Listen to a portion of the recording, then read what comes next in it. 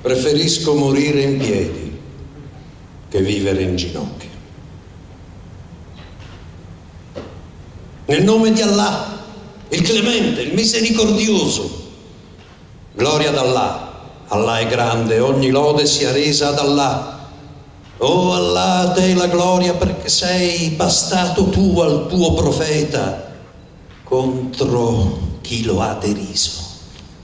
I nemici del messaggero di Allah che non gli prestano fede, gli immondi che si trovano tra i figli della Francia, pensavano che Allah non avrebbe difeso il suo messaggero, pensavano di essere al riparo dalla legge di Allah, ma Allah è arrivato tra loro da dove non potevano aspettarselo e li ha presi torturati attraverso le mani dei credenti. Alcuni dei figli della Francia non hanno avuto rispetto dei profeti di Allah, così un gruppo di soldati fedeli ad Allah ha marciato verso di loro e ha insegnato loro il rispetto e i limiti alla libertà di espressione. Soldati che amano Allah e il suo messaggero sono venuti tra di voi. Non hanno paura della morte, ma adorano il martirio per la causa di Allah. Allah, uomini che discendono dai compagni del profeta e vendicano Allah e il suo messaggero. Sì, per Allah. O musulmani, davvero fare il jihad contro gli infedeli vi rende onore in questo mondo e felici nell'aldilà. E allora come non combattere coloro che hanno offeso il profeta, hanno sminuito la religione e combattuto i credenti? La Francia è oggi alla testa degli infedeli. Essa insulta i profeti, sminuisce la religione e combatte i credenti. E non c'è deterrente verso essa se non la legge di Allah. O popolo francese, quando smetterai di combattere Allah e il suo messaggero? O popolo francese, sarà meglio per te fermare la tua aggressione contro i musulmani, così forse vivrai al sicuro. Ma se continui a muovere guerra, allora attendi la buona novella, perché per Allah non ci sarà per te alcuna sicurezza finché continuerai a combattere Allah e il suo messaggero e combatterai i credenti. Gloria ad Allah, il Signore dei monti.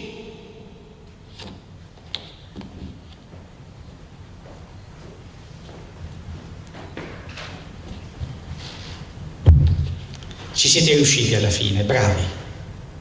Avete ucciso Charlie Hebdo. Rimanete però solo una manica di imbecilli, col vostro Corano rovinato come un chewing gum e i video spettacolari in cui scimmiottate l'Occidente che tanto odiate. Quell'Occidente che pochi minuti dopo la mia morte si è tuffato sui social network che voi riempite di rabbia e di immagini di morte. Su Facebook, su Twitter, su Instagram, milioni di persone hanno scandito 3 parole che annunciavano la vostra sconfitta: Je suis Charlie. Mentre il mio corpo fumava ancora di polvere da sparo, quella frase veniva twittata migliaia di volte al minuto: io sono Charlie. In milioni hanno seguito il consiglio del quotidiano inglese The Mirror. Andate su Twitter e sconfiggete i terroristi. Ognuno può essere Charlie. Se volete veramente esserlo, dovete solo postare una vignetta su Twitter o Facebook, e se ognuno farà la stessa cosa, girerà il mondo centinaia di milioni di volte. Vorrà dire che i terroristi saranno i soli responsabili dell'aver fatto ridere il mondo del loro Dio. Ecco, io non sono più Charlie, ma Charlie non è morto, e quei disegni che non sopportate sono diventati una bandiera per il mondo libero, quello che non vuole ubbidire alla vostra ideologia fanatica, quel manuale di odio che dice che uccidere è lecito per vendicare l'onore di un profeta. Il vostro estremismo mi fa ridere, mi ha sempre fatto ridere, e con me ora ridono milioni di persone, precipitatisi a vedere su internet le immagini che secondo voi non avevamo il diritto di disegnare. Charlie era un piccolo giornale francese, un insieme di fogli colorati cari a qualche migliaio di miei concittadini, ma ora è un simbolo di resistenza, il baluardo contro le idee marce che i vostri sceicchi spacciano per religione. Che gli estremisti dell'Islam ci vogliano in ginocchio lo sappiamo da sempre. C'era ben chiaro sin dal 1988, l'anno in cui un uomo famoso ha pubblicato il suo quarto libro, I versi satanici, un'opera che ha segnato il destino del suo autore, costretto a nascondersi per sfuggire a molte condanne a morte. La prima manifestazione si tenne a Bradford il 2 dicembre. Il giorno dopo, a casa Rushdie, chi alzò la cornetta si sentì dire: «Ti beccheremo questa notte, Salman Rushdie, al 60 di Burma Road». Nell'orgia di violenza di cui fu oggetto l'arte di Rushdie, Bradford si distinse per zelo e continuità. Fu proprio lì che andò in scena l'auto da fè, 1 migliaio di musulmani nella piazza principale per dare fuoco al libro. L'uomo che arringava la folla pronunciando frasi come «L'Islam è pace» assomigliava tanto al ministro nazista Goebbels quando, il 10 maggio 1933, diede alle fiamme 25.000 libri gridando «No alla decadenza e alla corruzione della morale, sì alla decenza e alla moralità, nella famiglia e nello Stato». 56 anni e una guerra mondiale dopo, il destino di Brecht, Mann, Hemingway ricadeva su Rushdie e sulla sua mente si impressero per sempre le parole di Heine: là dove si bruciano i libri si finisce per bruciare anche gli uomini. Informo tutti i valorosi musulmani del mondo che l'autore dei versi satanici, un libro scritto, edito e pubblicato contro l'Islam, il profeta dell'Islam e il Corano, insieme a tutti i curatori e gli editori consapevoli del suo contenuto, sono condannati a morte. Esorto tutti i coraggiosi musulmani, ovunque si trovino nel mondo, a ucciderli senza indugio, così che nessuno più oserà insultare le sacre credenze dei musulmani. E chiunque sarà ucciso per questa causa sarà un martire. Nel frattempo, se qualcuno avesse accesso all'autore del libro ma non fosse in grado di eseguire lui stesso la sentenza, che informi il popolo, così che sia ucciso per le sue azioni. A quel tempo, purtroppo, noi di Charlie non potevamo fare nulla. Il nostro giornale sarebbe uscito in edicola solo qualche anno dopo. Ma quando siamo entrati in attività, non abbiamo avuto alcuna esitazione a schierarci con un'altra vittima della censura islamista, Oriana Fallaci. Il suo libro, La rabbia e l'orgoglio, non è il frutto della creatività di un talento letterario. È lo sfogo di una donna dal coraggio smisurato che l'intolleranza l'ha combattuta 70 anni fa coi panni della partigiana. Per questo non si fece problemi quando si trattò di aprire il fuoco contro l'odierno nemico della democrazia, il fanatismo islamista.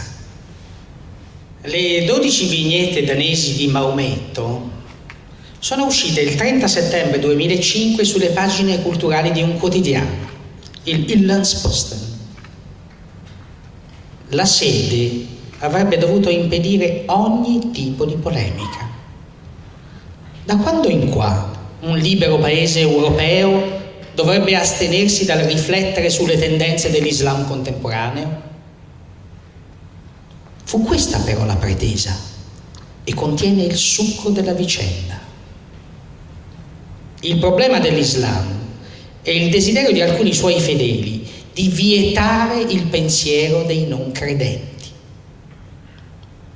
Perché se dicono quel che pensano, sono accusati di offendere i fedeli e di provocarne la legittima rabbia. Semplicemente assurdo, ma dannatamente reale. Se anche noi di Charlie abbiamo deciso di pubblicare delle vignette, non è, come hanno detto i fanatici e i loro amici, perché incitiamo all'odio. Quei disegni avevano uno scopo preciso: denunciare gli estremisti. Abbiamo ripubblicato la vignetta col profeta con la bomba nel turbante perché veicola con precisione il messaggio che ci preme trasmettere. È l'Islam che viene usato per incitare all'odio. Lo ha fatto Bin Laden, lo fa adesso il califfo e con lui innumerevoli seguaci che non si fanno scrupoli a uccidere per la loro causa perversa. Questo era quello che Charlie e il Jyllands-Posten volevano dire, che l'Islam oggi è la scusa con cui un branco di imbecilli vuole soggiogare il mondo. È così difficile capirlo? Tutti coloro che nella guerra delle vignette si sono schierate dalla parte degli islamisti dovrebbero leggersi il codice penale pakistano.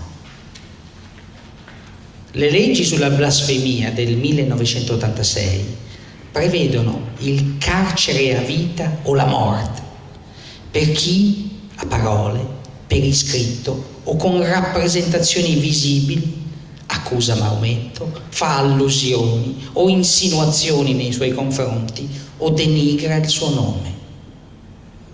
Nel 1992, ritenendo tenue questa legislazione, hanno pensato di rendere la condanna a morte l'unica pena possibile. Abbiamo dunque un problema colossale. Il secondo paese islamico con più del 10% dei musulmani del pianeta opprime la sua gente con leggi medievali. Quando noi di Charlie abbiamo deciso di disegnare il profeta, lo abbiamo fatto anche per denunciare queste norme infami. Lo avrebbero dovuto capire gli imbecilli che parlano a sproposito di islamofobia. Ma è mai possibile che qualcuno in Europa ritenga di importare la Sharia? Eppure è così.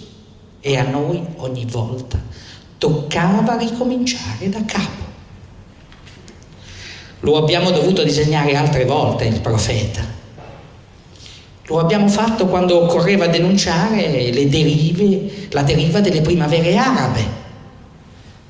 Ve le ricordate, no? Le sollevazioni in Tunisia, in Egitto o nella Siria che ancora oggi ne patisce le conseguenze.